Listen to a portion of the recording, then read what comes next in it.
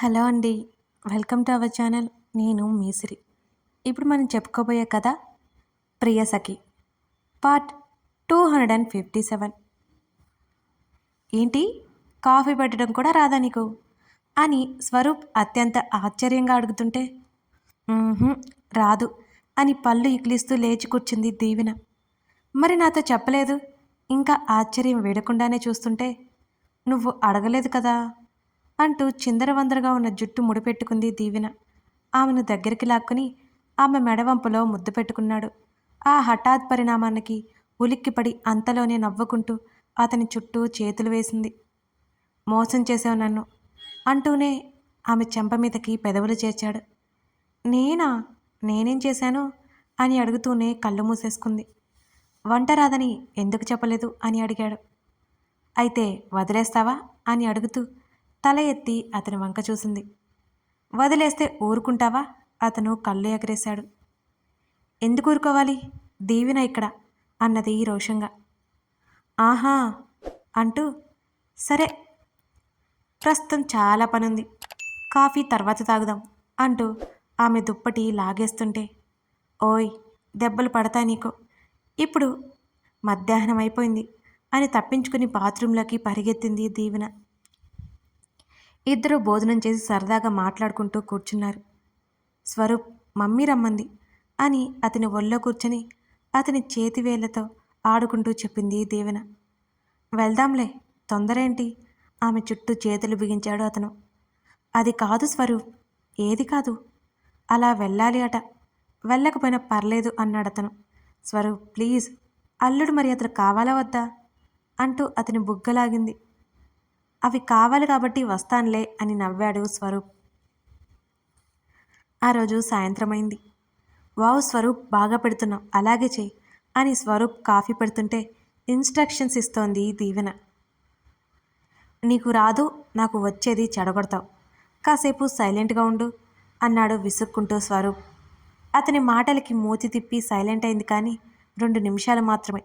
మళ్ళీ మొదటకొచ్చింది దీవెన. మొబైల్లో చూస్తూ కాఫీ పెట్టాడు ఫస్ట్ టైం స్వరూప్. దీవెనకి కప్పిచ్చాడు. "నీ కప్పెక్కడా" అని అడిగింది. "ముందు నువ్వు తాగు, నీకేం కాకపోతే నేనే తాగుతాను" అంటున్న అతని మాటలకి కోపంగా చూస్తూ అతని భుజం మీద కొట్టింది. "అయితే నాకొద్దు బాబోయ్ ఈ కాఫీ" అని కప్ పక్కన పెట్టేసి వెళ్ళిపోవడానికి చూస్తున్నామని టక్కున పట్టేసుకున్నాడతను. "స్వరూప్ ప్లీజ్" దీవెన ఏడుపు నటించింది. "నేను కష్టపడి పెట్టాను కాబట్టి నువ్వు తాగాల్సిందే" అన్నాడు స్వరూప్. "నా వల్ల కాదు." "కుదరదు." "నిన్ను అందరూ బుద్ధిమంతుడు అనుకుంటారు, కానీ నువ్వు పెద్ద రాక్షసుడివి" అన్నది దీవెన కోపంగా. "Thanks for your compliment. త్వరగా తాగేసేయ్, చల్లారిపోతుంది" అంటూ కప్ ఆమె చేతుల్లో పెట్టాడు స్వరూప్. భయపడుతూనే ఒక గుటక వేసింది దీవెన. కాఫీ రుచిగా అనిపించి మళ్ళీ మళ్ళీ తాగింది. అతను కళ్ళు ఎగరేశాడు ఎలా ఉంది అన్నట్టు. "పర్లేదు, నేను ట్రైనింగ్ ఇవ్వడం వల్ల బాగానే పెట్టావు" అంటూ ఆమె అతని భుజం తట్టింది. "నీ పొట్టి వేషాలు నువ్వును" అని అతను కప్పందుకున్నాడు. దీవెన అతని వైపు చూసి నవ్వింది. "పాపా" అంటూ ధరణి పొట్ట తడుముతున్నాడు బుజ్జి మహిర్. కొడుకు వైపు చూసి నవ్వుతూ, "పాప కావాలా నీకు" అని ధరణి అడుగుతుంటే చప్పట్లు కొడుతూ ధరణి వైపు కిలాకిలా నవ్వుతూ చూశాడు. "సృజన్ మామకి పాప పుడుతుంది" అంటూ సృజన్ శ్రేష్టల ఫోటో చూపించింది ధరణి. "పాప" అంటూ శ్రేష్ఠ ఫోటోని చూసి చేతులతో తడిమాడవాడు. ధరణి ఫోటోలన్నీ ముందర వేసింది. "డాడీ" అంటూ గగన్ని చూపిస్తూ ఇంట్లో వారందరినీ వరుసపెట్టి చూపిస్తూ వారిని ఏమని పిలవాలో అప్పుడే చెప్తోంది ధరణి. మరో గంట తల్లి కొడుకులిద్దరూ గడిపేశారు అలాగే. బుద్ధిగా తన మాటలన్నీ వింటున్న తన కొడుకుని చూసి ధరణి తెగ మురిసిపోయింది. వాడు నిద్రపోయిన తర్వాత గగన్ ఇంకా రాకపోవడంతో అతనికి కాలు కలిపింది. "చెప్పు" కాల్ లిఫ్ట్ చేసిన వెంటనే అన్నాడతను. "ఎక్కడున్నారు" ధరణి అడిగింది. "రాజేష్ దగ్గర ఉన్నాను, లేట్ అవుతుంది" అన్నాడు గగన్. "ఎదురు చూస్తూ ఉంటాను" అంది ధరణి. "అవసరం లేదు, నాకు లేట్ అవుతుంది, నువ్వు పడుకో" అన్నాడు గగన్. అంది ధరణి.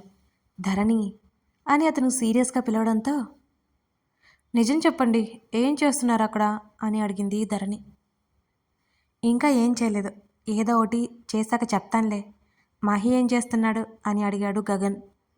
ఇప్పటి వరకు మిమ్మల్ని అడిగి అడిగి నిద్రపోయాడు అంటూ పెదవి విరిచింది ధరణి.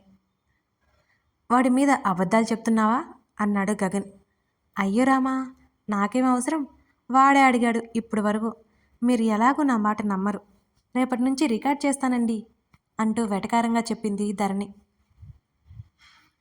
ఆ మాటకి చిన్నగా నవ్వాడు. సరే వస్తాన్లే అని కాల్ కట్ చేశాడు. అతను కాల్ కట్ చేసి సృజన్కి కాల్ కలిపింది ధరణి. చెప్పు ధరణి అన్నాడు అతను. నాకు చిన్న హెల్ప్ కావాలి అంది ధరణి.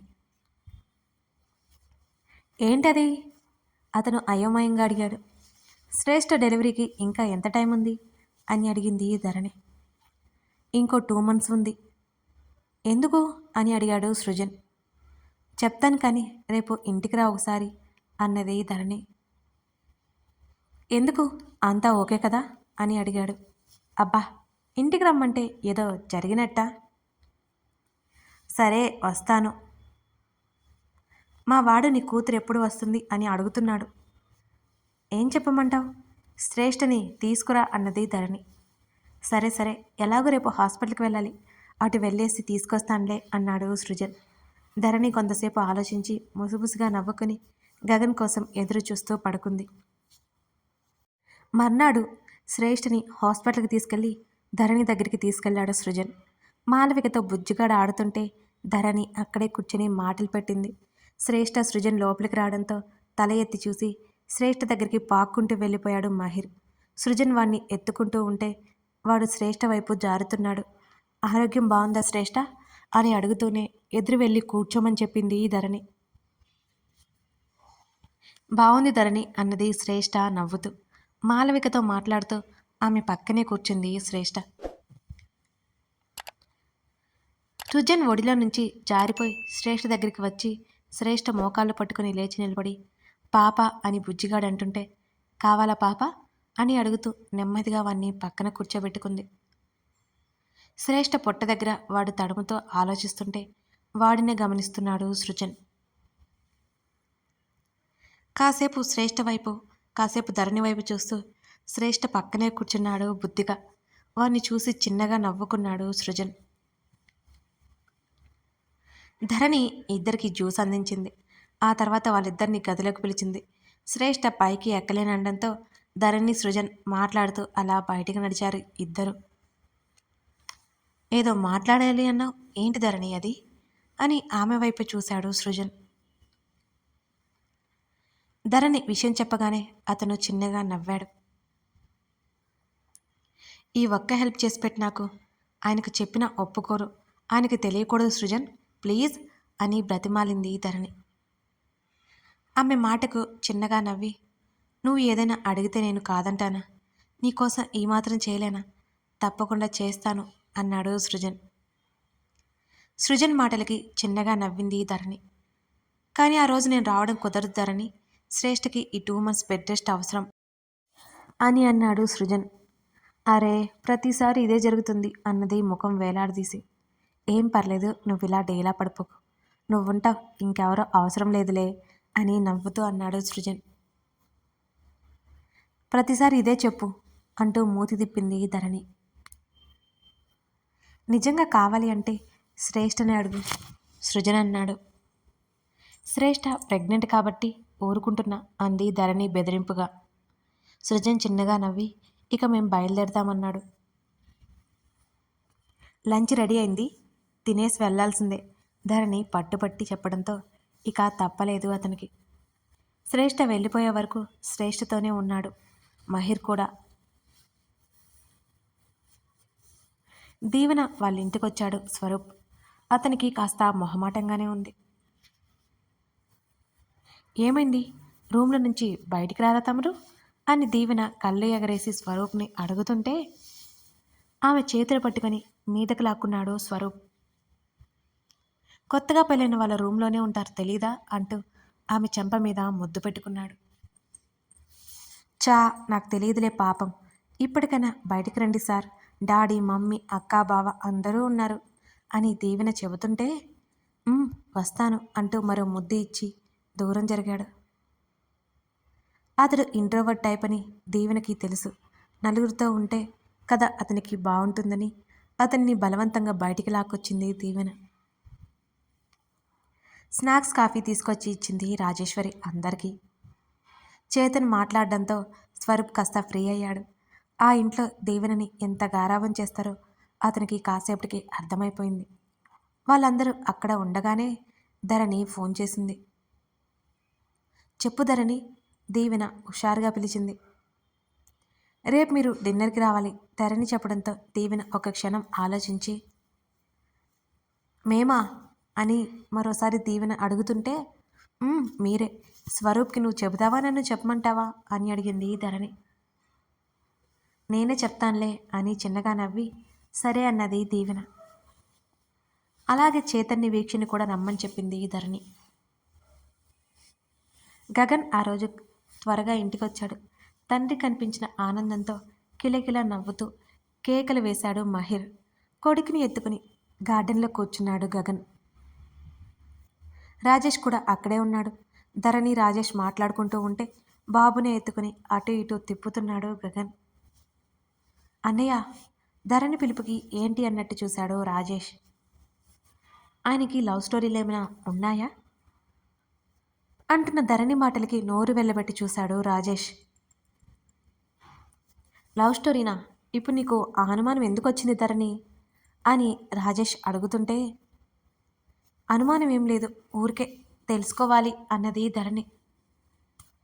అలాంటివేం లేవు ధరణి అని వెంటనే చెప్పేశాడు రాజేష్. అబద్ధం చెప్పకుండా అన్నయ్య అని అతని వైపు గుర్రుగా చూసింది ధరణి. నిజం చెప్తున్నాను ధరణి. రాజేష్ తడబడ్డాడు. నాకు ఆల్రెడీ కాస్త విషయం తెలుసు, ఇప్పుడు నువ్వే చెప్పాలి అంటూ తెలివిగా మాట్లాడింది ధరణి. తెలుసా? ఎలా తెలుసు? ఎలాగో అలా తెలుసులే, మీరు చెప్పండి ధరణి పట్టుబట్టింది.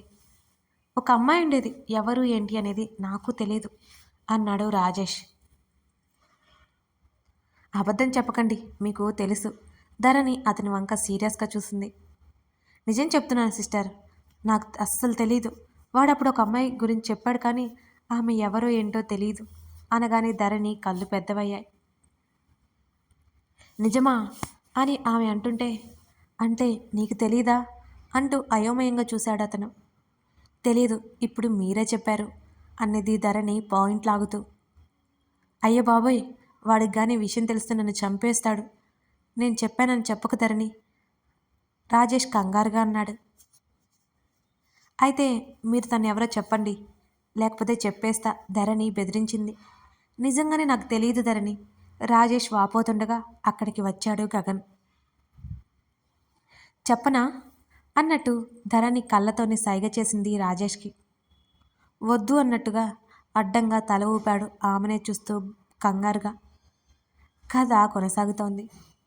ఇంతకీ గగన్ లవర్ ఎవరో మరి ధరణి కనిపెడుతుందా లేదా తెలుసుకోవాలి అంటే తర్వాత భాగం కోసం చూడాల్సిందే. ఈ కథ నచ్చితే లైక్ చేసి మీ విలువైన అభిప్రాయాలు తెలపండి. Thank you.